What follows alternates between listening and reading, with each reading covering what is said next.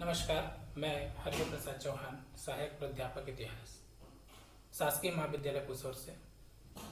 आज हम राष्ट्रीय राज्यों के उत्कर्ष के अंतर्गत रूस के उत्कर्ष का अध्ययन करेंगे। आधुनिक युग की शुरुआत में यूरोप के अन्य देशों की तुलना में रूस एक कमजोर देश था। वहां पर नॉर्वे, स्वीडन के लगातार आक्रमण, तातारों का आक्रमण तथा सामंतों का वर्चस्व स्थापित था। यूरोप के पुनर्जागरण का भी रूस पर कोई प्रभाव नहीं पड़ा था।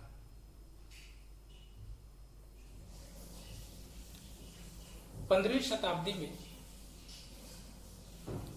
इवान महान ने वहां एक निरंकुश राजतंत्र की स्थापना का प्रयास किया। उन्होंने तातारों के प्रभुत्व का अंत कर मस्कोवी में अपने साम्राज्य का निर्माण किया। मस्कोवी, जिसे आज मॉस्को के नाम से जाना जाता है।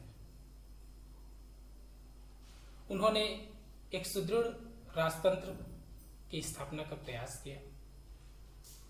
इसके लिए उन्होंने बाइजेंटाइन साम्राज्य की राजकुमारी सोफिया से विवाह किया और बाद में बाइजेंटाइन साम्राज्य के उत्तराधिकारी भी बने। 1505 से 1584 तक, इसके बाद इवान भयंकर ने शासन किया।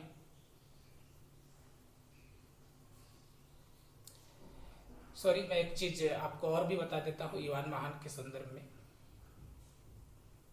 इवान महान ने ही सर्वप्रथम रूस में जार की उपाधि धारण की थी, जिसका अर्थ सर्वोच्च सत्ताधारी शासक होता था। इवान महान का शासनकाल 1492 से 1505 तक रहा और 1505 ईस्वी से 1584 तक फिर इवान भयंकर ने शासन किया। इवान भयंकर ने भी इवान महान के कार्यों को आगे बढ़ाया। उन्होंने सामंतों का दमन किया, राजा की शक्ति को बढ़ाया, एक सुदृढ़ और केंद्रीकृत राजतंत्र देने का प्रयास किया। उन्होंने यूरोप के देशों के साथ व्यापारिक संबंध स्थापित करने का भी प्रयास किया।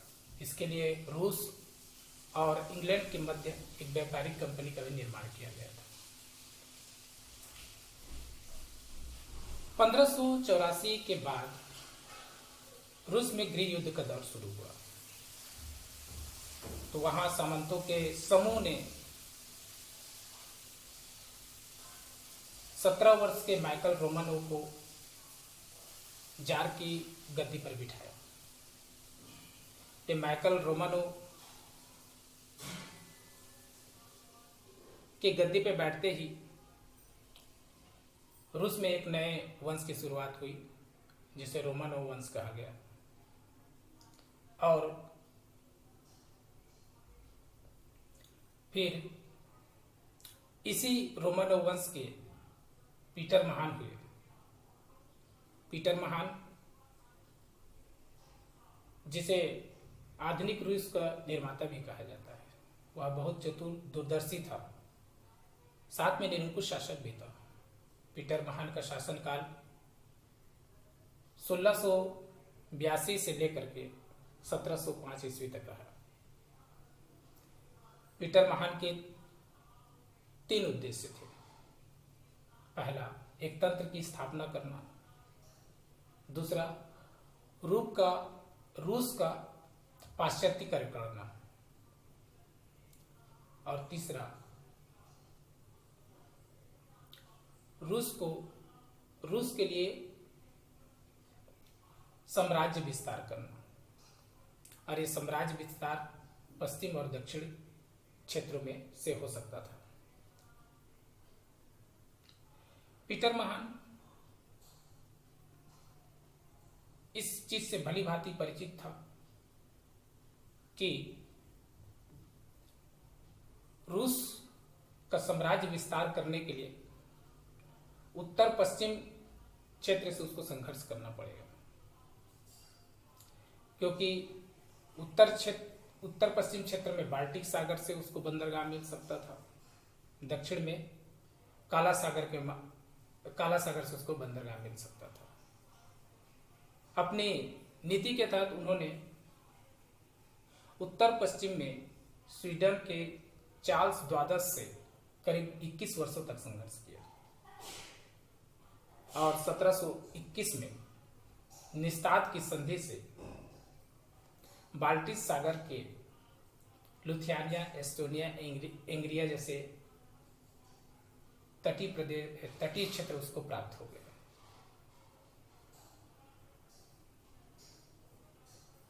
अब उसका ध्यान दक्षिण की ओर साम्राज्य विस्तार का रहा। दक्षिण की ओर साम्राज्य विस्तार करना आसान नहीं था, क्योंकि उस समय तुर्की साम्राज्य का दक्षिण में तुर्की साम्राज्य स्थापित था और तुर्की से संघर्ष करने के लिए रूस सक्षम नहीं था। इसीलिए पीटर महान ने यह सोचा कि यूरोपीय शक्तियों की मदद ली जाए और इसी उद्देश्य से पीटर महान ने 1697 में यूरोपीय देशों की यात्रा पर गया। यूरोपीय देशों की यात्रा पर जाने से वहां की शिक्षा, वहां की समृद्धि, वहां की शक्ति ने उसे बहुत ही ज्यादा प्रभावित किया और वापस लौटकर उन्होंने अपने देश में पाश्चात्यकरण की नीति अपनाई। पाश्चात्यकरण की नीति अपनाने के लिए रूस में लोगों के रहन सहन में यूरोपीय बदलाव करने के लिए प्रेरित किया। यूरोपीय कपड़ों का चलन शुरुआत किया गया। दाढ़ी साफ करने की परंपरा शुरू की गई। जो दाढ़ी रखते थे उन्हें कर देना पड़ता था। यूरोपीय पद्धति पे पंचांग लागू किया गया। शिक्षा का माध्यम फ्रेंच रखा गया। विश्वविद्यालय, स्कूल, उद्योगों की स्थापना की गई। इस प्रकार हम देखते हैं कि पीटर यूरोप से प्रभावित हुआ, पीटर से रूस प्रभावित हुआ और बाद में एक शक्तिशाली रूस से पूरा यूरोप प्रभावित हुआ। पीटर महान की साम्राज्य विस्तार की नीति और पाश्चात्यकरण के बाद हम देखते हैं कि उन्होंने रूस में व्यापार और औद्योगिकीकरण के लिए भी बहुत ज्यादा प्रयास किए। उन्होंने यूरोपीय कारीगरों को अपने देश में बुला करके प्रशिक्षण के लिए लगाया। यहाँ के कामगारों को, किसानों को कारखानों में काम पर लगाया गया। व्यापार और वाणिज्य का विकास किया गया। बहुत भारी मात्रा में भारी उद्योग लगाए गए।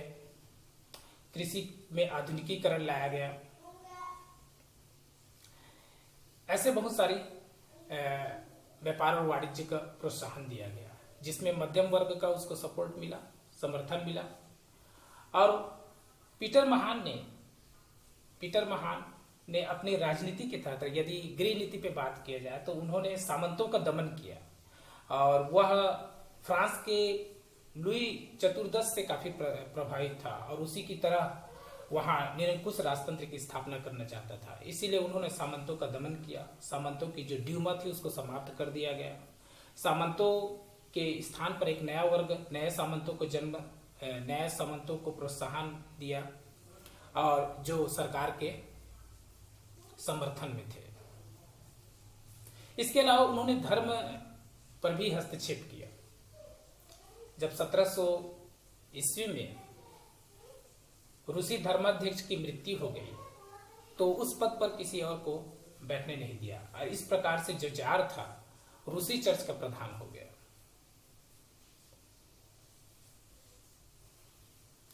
1725 ईस्वी में पीटर महान की मृत्यु हुई। तब तक रूस यूरोप का एक सशक्त राष्ट्र और शक्तिशाली राष्ट्र के रूप में उभर चुका था।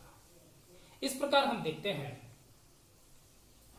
कि रूस आधुनिक युग की शुरुआत में कमजोर देश होते हुए भी किस प्रकार से अपने देश का राष्ट्रीयकरण किया, अपने देश में निरंकुश राजतंत्र की स्थापना किया, और जो पश्चिम की ओर और दक्षिण की ओर प्रादेशिक विस्तार की जो उनकी नीति थी, जिसे इतिहास में खुली खिड़की प्राप्त करने की नीति कहा जाता है, और उस खुली खिड़की से यूरोपीय देशों के साथ उन्होंने संबंध स्थापित करने का प्रयास किया, और यूरोपीय तर्ज पर अपने देश को में जो अंधविश्वास, रूढ़िवादी परंपराएं थी, पिछड़ी हुई परंपराएं थी, उनको एक नया आकार दिया, आधुनिकीकरण किया गया, पाश्चात्यकरण किया गया, और रूस को बहुत ही कम समय में एक शक्तिशाली और मजबूत राष्ट्र के रूप में निर्माण किया। यद्यपि इसमें कुछ खामियां भी थी इनके शासनकाल में। इन्होंने समाज के छोटे तबके पर विशेष ध्यान नहीं दिया, जैसे कि कृषक थे। कृषक की दशा इस समय सही नहीं थी। कृषकों के कारखानों में लगाया गया, उद्योगों में लगाया गया, और दास प्रथा को समाप्त नहीं किया गया था। यदि इन सब चीजों को छोड़ दिया जाए तो पीटर महान ही आधुनिक रूस का जन्मदाता था। उसी के शासनकाल में हम देखते हैं कि रूस एक शक्तिशाली राज्य के रूप में उभरा। धन्यवाद।